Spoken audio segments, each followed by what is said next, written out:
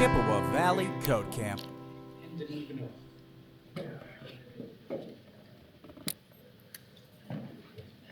So as for me, who am I and what am I doing here? I'm Aaron Riedel. I'm a senior developer. Been developing for about 7 years now.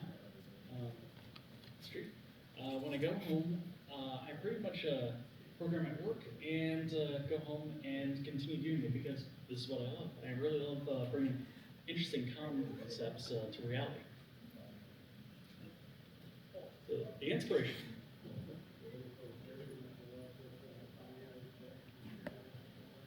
So one day, I was flipping through channels and I happened to come across this, and I thought it was interesting. It was just racing. But as it turns out, there is something called the Indy Autonomous Challenge, which is having race cars race against each other, but without human intervention. People driving them or people behind the wheel. Is purely just AI based. And I thought, that's so interesting. And then I became immediately bummed that I couldn't participate because this is a rather expensive hobby here. And then I began thinking of what if there was a bit more of an affordable way for me to try something like this? So I decided video games would be subject to choice. You're probably wondering, even after first light, why video games? And is this really talking how to build a bot? Well, kind of, but no. I wanted to challenge myself to use computer vision to build a bot that would be able to play against other bots, kind of like how race cars raced against each other autonomously. But be more affordable to get into and probably less costly when they crash. So I came to the idea of using Counterstrike. And why Counterstrike? Well, the gameplay is very fast. In the higher levels, people get eliminated immediately, and I thought it was a great place to start. The gameplay's fast, characters are easy to identify, and the barrier to entry is quite low. So building a prototype, when I set out to build a prototype,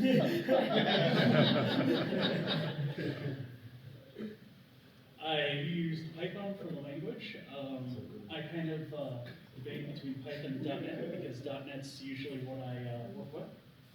Yellow for the object detection because it was incredibly fast and accurate. OpenCV for frame processing in order to normalize frames or get it to be usable by Yellow. And I decided Counterstrike would be the game to go with because that was the thing at the time, and Counterstrike 2 wasn't available yet.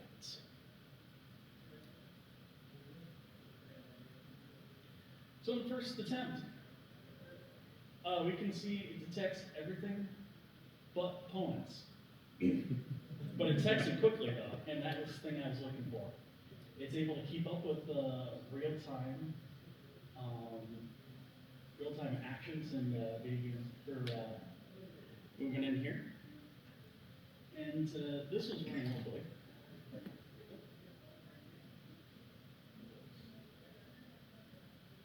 It was running locally and somewhat impacting performance. But overall, I'd say this was a great success. So lessons learned from prototyping. And what was learned from the first version? First was not getting attached to certain ideas. Much of the early development was quite slow because I tried to get .NET to fit where it really didn't. None of the libraries were mature at the time for running inferencing at real time. And it just ended up being quite slow. Just because you feel it might be the right choice doesn't mean it is. Lots of dependencies, so when it came to actually running this, it took a little bit of time to get started because there were a lot of kind of bloated libraries and whatnot that you had to deal with. And then running on the client, it looked like it worked pretty well and it ran quite smoothly. But behind the scenes, my PC was chugging and it was trying to light itself on fire. So in the future, I wanted to move it off of the client and running on its own machine. And then make it easier to set up. A lot of it was just installing a bunch of different pieces. I didn't even know about environments or taking things, making them modular so I could move them elsewhere. So what I learned was you need to make it easier to set up. So goals, reasonable response times. To move forward, I need to set myself some goals. First, keep latency low. This is a fast-paced shooter game, which requires low reaction times. My goal was under 500 milliseconds. Get to and fro. Be able to track opponents. So one of the minimum things in a first-person shooter is to be able to point towards the enemy. And the goal was to create something that tracks points. The service must run over a network or at least off the device, limiting ourselves to just video input and the output just to be controls. So moving around or moving the mouse. And using tools that are standard or flexible. What I found was setting up these very rigid systems that it's really difficult to expand upon. So what I decided to do was use WebRTC for the communication of sending the frames to the service, and WebSockets to send commands back in order to move the mouse. So the new architecture, I guess it goes over a bit of that, or a bit of this. We're offloading the inference to its own section. So right near the middle there, computer vision object detection analysis.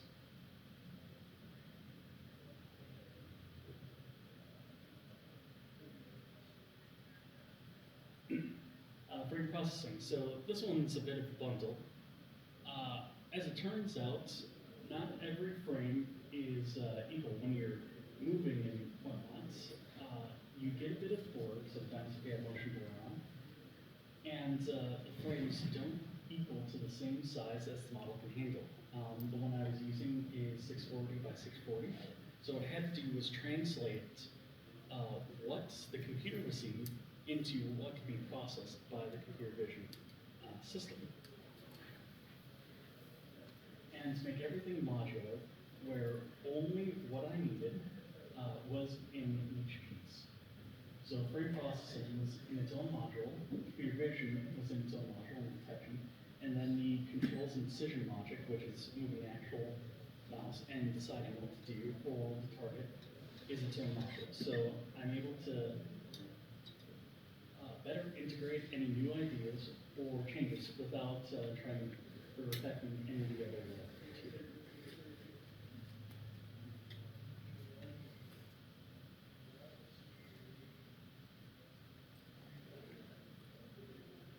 So with that, here's the second version, and we're going to observe for a second here on how that worked.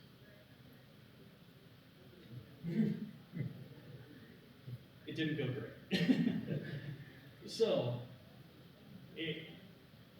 it's unfortunate that the world doesn't kind of mend around what you plan to happen and what actually does happen. So in here, I realized that 200 milliseconds, that's a pretty quick time for decision making to happen.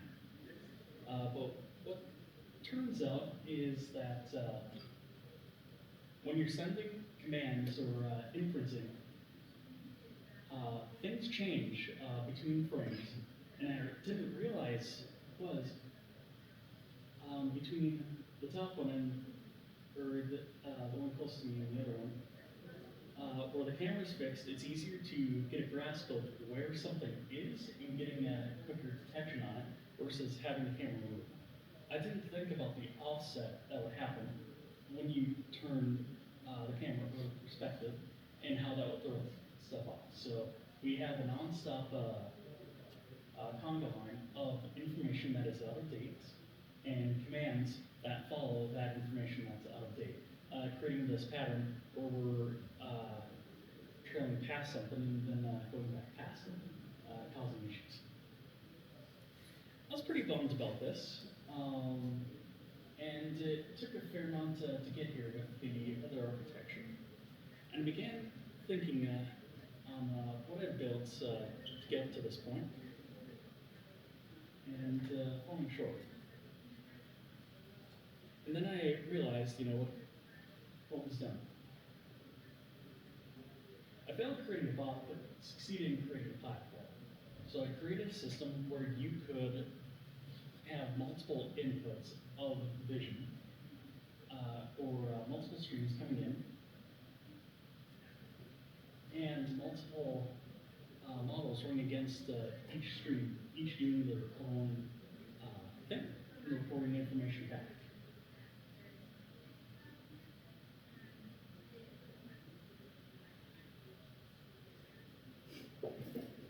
So what I built was a platform for making inferencing easier. What it does is it allows you to unify all the different kinds of streams. There's RTSP, there's RTC, and then there's WebSockets. You're able to take all those in, translate them into usable frames, and run inferencing on them. So this is a very old version, or actually it was the first version of this, where all you need to do is generate a code, and it would send it to an API, and that API would receive your connection, and then it would start generating inference frames back. In this example, I was running this, and it's less than a second to go from starting the stream to getting back the inferenced frames.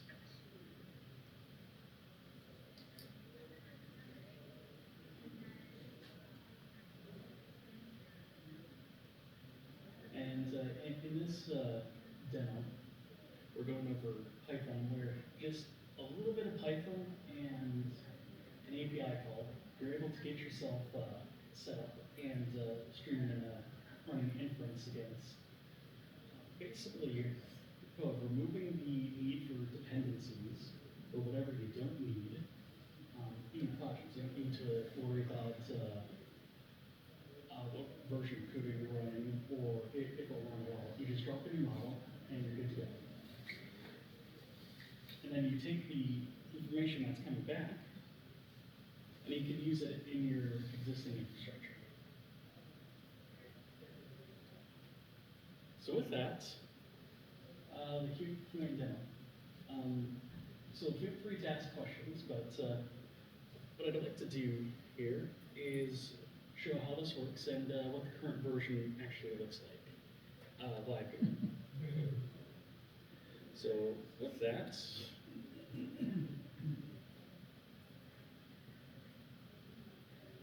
and hopefully have it work fine. Oh, right, wrong screen, so we're looking at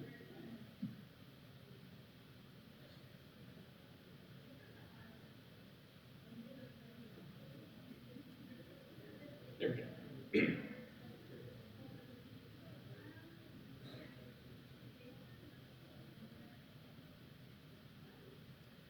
So what we're going to do is just log in, create a brand new feed.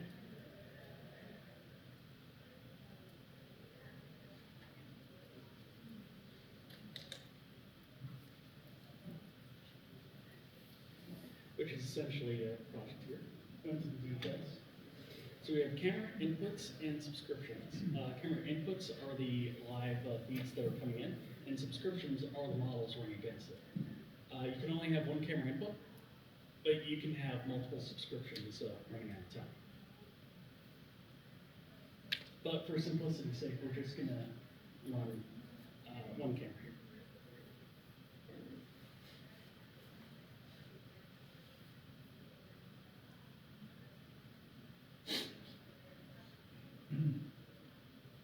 So that we have details. If you want to run this in your code, say Python, you can just use AIO RTC and pass in the details for the ICE server. as well as the connection ID. So we're going to run a live test here, make sure our session is valid, and we're going to enable computer vision on here, and we're going to start streaming. That.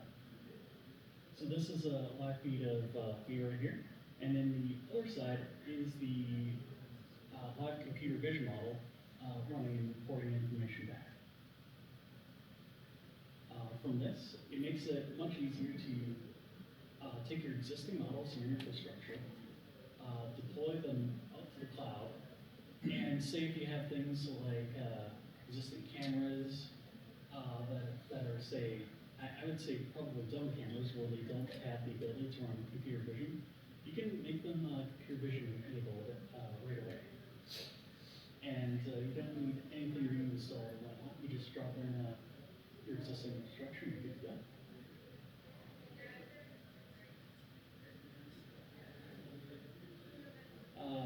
Any questions?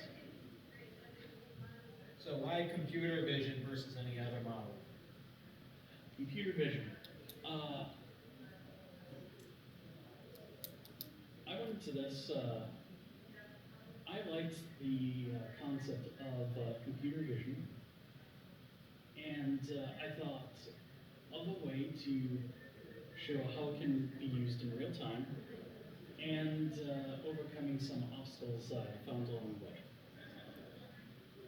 Computer vision is really cool. It's easy to get into. Say there's some setup required, but once you do, there's all sorts of things you can do. I think it's very much an untapped. It has very much untapped potential in what you can do with it. One last little bit follow-up on that. Sure. So are you processing every single frame? Are you doing a subset? So say 60 FPS, are you doing it for 15 frames or every? Yeah, so that one's actually decided right up here. Okay. So interesting stuff about that. So whatever frame rate you try to throw at it, it'll go as high as it can go for the compute you have allocated to you. So in this case, since I'm an admin, I don't really have a max for myself. So I can go up to 30 frames per second, or even up to 60 frames per second if the system will allow. And it tries inferencing on every frame.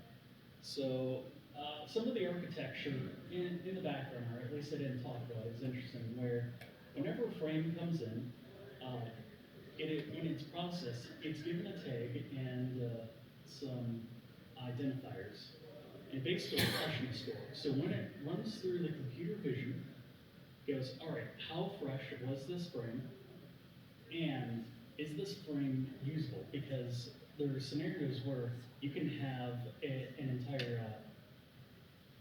group of frames that are basically a second or two old, and when you want to do real time, you can't allow these to get backed up at all. So you have to start dropping frames.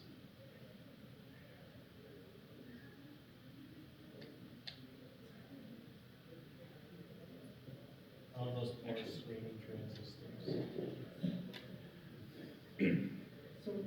So you were able to do the race car thing with that, right? That's how you got into the racing? Oh, I wasn't able to get into the racing. Sadly, it was too expensive for me to get into. There's only a couple of teams I think in the world that are part of the Indy Atomics. So what I wanted to do was to try that with video games, as it's a bit cheaper and easier to get into. And it is like a good jumping off board getting into these, into this, I wouldn't say field, but type of computing. So, hear me out. Could you like do that where you hook up to say, just for fun, like, probably the easiest would be like a Arduino, little robot car. Yep. And then just try traveling around with it and see how it goes. Yeah, and that's the idea. As long as you can take a video from that, have it be able to connect to the internet and have a connection back, it can give you data on what it sees. In this case, this is only frames and whatnot, but you can have it send back only text through a website. With how this is done, inferencing is done off the device, so you can have much heavier models running without having a computational hit. Like you can run on an Arduino, and all of this heavy lifting is done on the cloud and back to the device, as long as you allow the sacrifice of maybe half a second to 200 milliseconds worth of delay. And then say, could you like stack like, I don't know, a little mini computer like a G-Con or something on top of your Arduino card, and then just have it locally, or? Yeah, that's entirely possible. I actually have this running locally at home, but I was hoping people could try it out and see if they want to do the work with this themselves. It's online and free at the moment. So there isn't any to see if emails are real. So actually, let's see.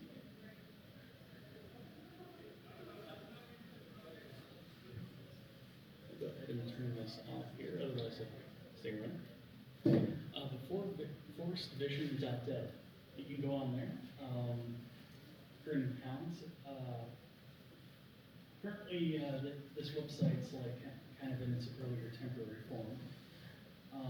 So you don't really need, you can just go on there, create as many things as you want. I'll be cleaning it up soon hereafter.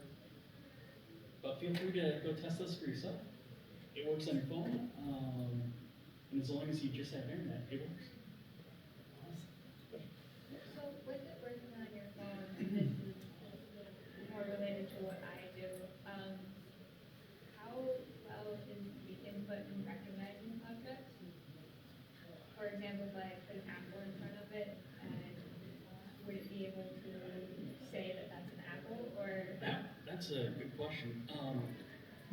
What currently it uses is I'm trying to remember what it's called. It was made by Microsoft. The YOLO model runs a Microsoft data set. I think it's the Cocoa data set, which actually does include that. If I had an apple here, I could bring it up to the camera and detect it. It actually, let's see if we can get that started. People are crying with an banana for you. Yes, take that. Pair of scissors.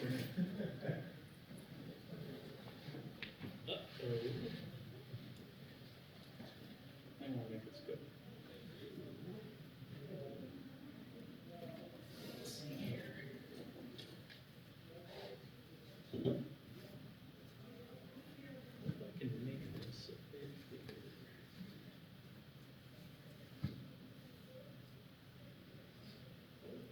There we go. We can see the person on there. And this cell phone, that's Cell perfect. phone. Well, I gave you two more things to tell us. Let's see. Apple. Holy cow. Yeah. And Frisbee. I think it'll get banana if I get out of here. And I did, right? There you go, banana. Banana. Yeah. So, this frame here represents what the model can see. I think if I use a heavier model, I think it might slow it down, but let's go for large and try that. Maybe change the point. So when I click stop streaming, it doesn't wipe out the last frame, so it shows up. All right, let's see. And there we go.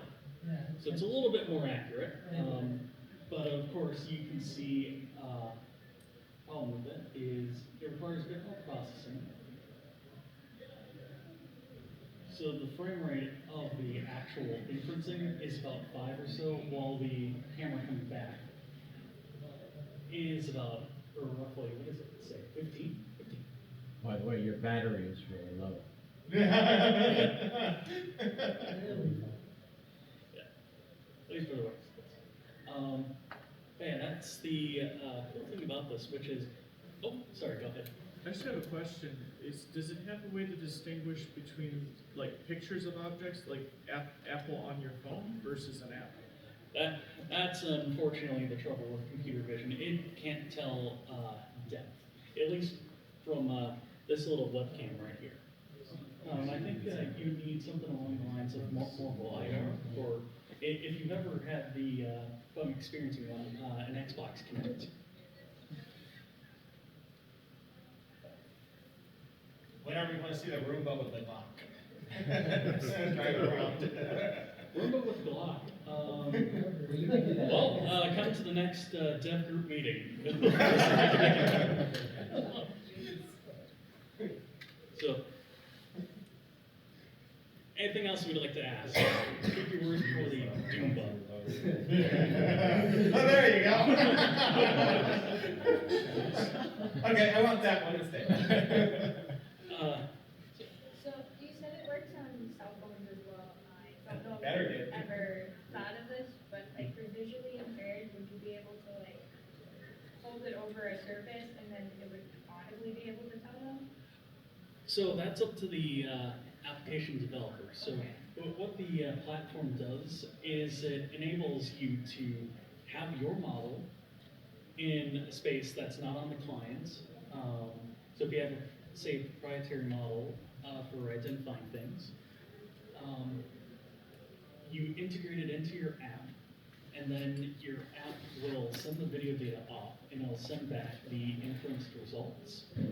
So if you have on your desk, say, banana or an apple, it will go, oh, banana or apple, and it'll send it back to the device, and that application will decide how it wants to inform you or display that info's right there.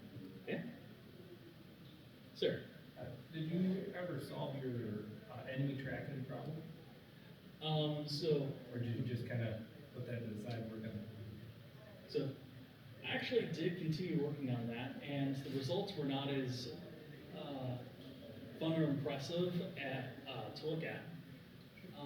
But what I had to do, or I had to consult a friend who's in the robotics sphere, and he told me about PID controllers and the smoothing between motion and offsetting of frames of mind, because robots do this quite often. And unfortunately, it didn't get too far. I was working on that the other week when I went, oh, I need to work on the presentation a bit further. And it didn't have a great ending. But this project is something I'm pretty passionate about, and I'll be continuing on. And if you're able to hit up our Chicken Valley Dev group, I might be able to provide updates on the next one.